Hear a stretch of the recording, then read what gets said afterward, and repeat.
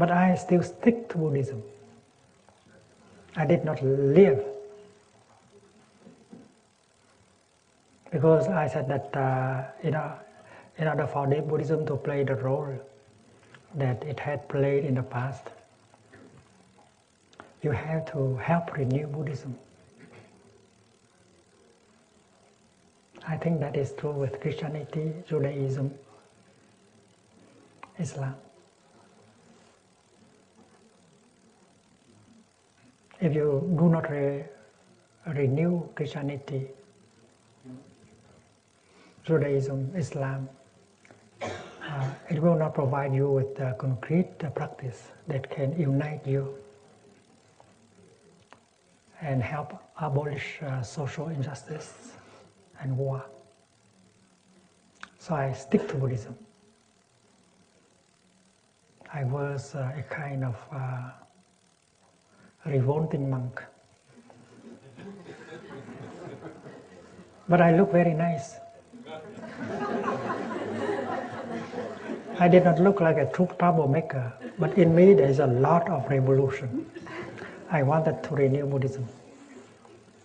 The first thing we do is to publish a newsletter within the Buddhist Institute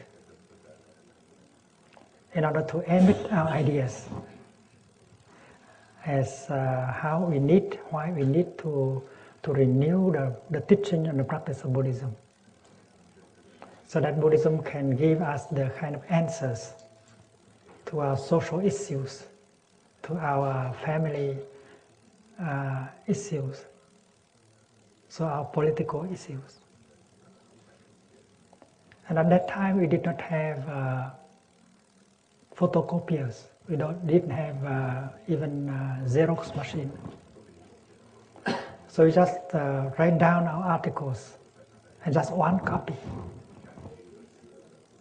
Each student monk wrote his article down, and then we bound it into one copy. And the title of the magazine is The Voice of the Rising Tide. Rising Tide. We wanted to be the rising tide. A lot of ambition. And it was passed hand through hands, and everybody in the Buddhist Institute read it. They were very excited because the ideas are new, refreshing, stimulating. Some of our teachers, Dharma teachers, they love it. But some other teachers noticed that we were revolutionaries. Yeah, we were dangerous.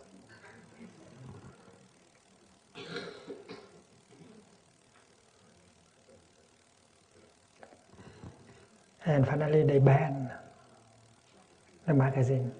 Although the magazine was only one copy. They didn't allow us to continue. That was the first act of revolution that we had. We tried other means.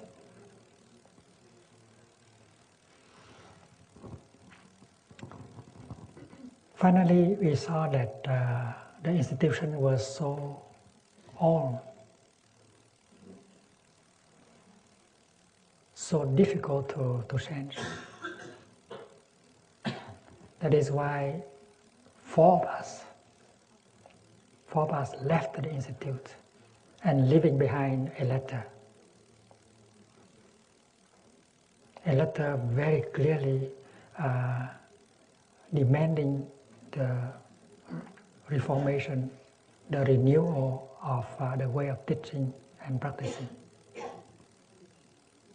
Only four of us left, but many of us still stay, But our living is like a bell of mindfulness.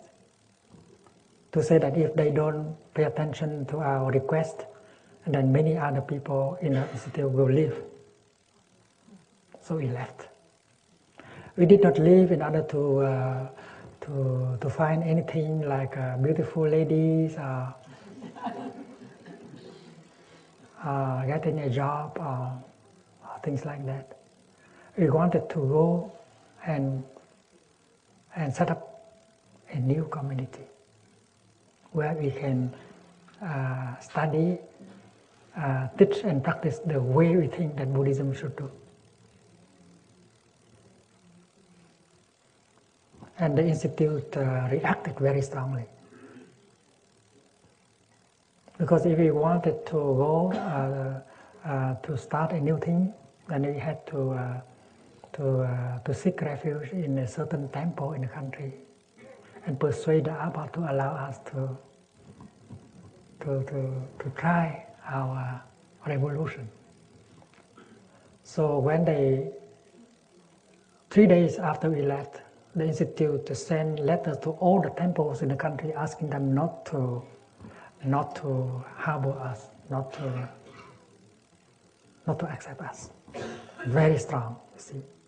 We were very small. We were just 4 young monks. And the institute was powerful. And that is why wherever we go, it was refuse and pence.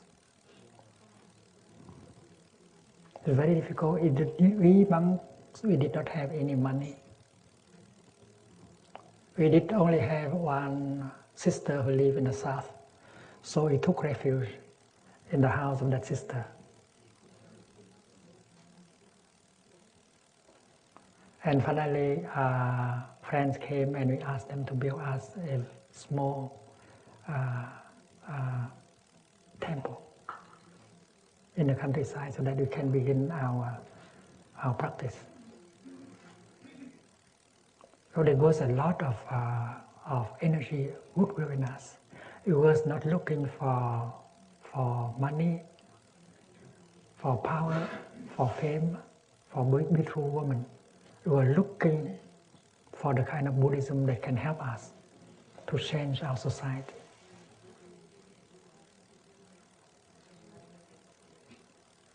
In Buddhism, we do not have what they call excommunication. But they can do things like that. They write letters to all the temples asking them not to accept us. But we survive.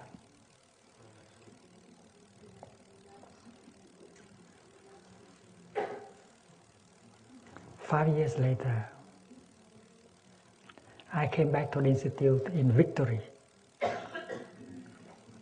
Because during that time I published a number of books about the theme of the actualization of Buddhism, the renewal of Buddhism in the field of economy, in the field of economics, the fields of education, the field of politics, the field of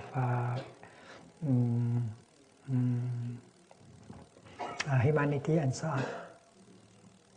We had established a community. We have published many books in one magazine.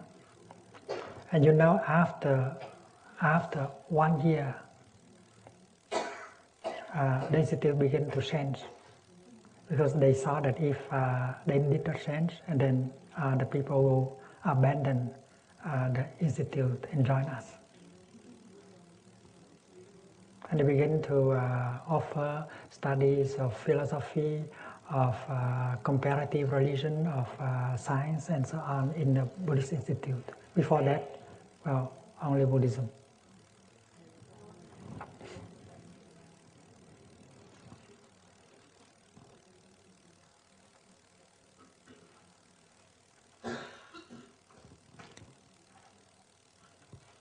Our teachers spoke about peace,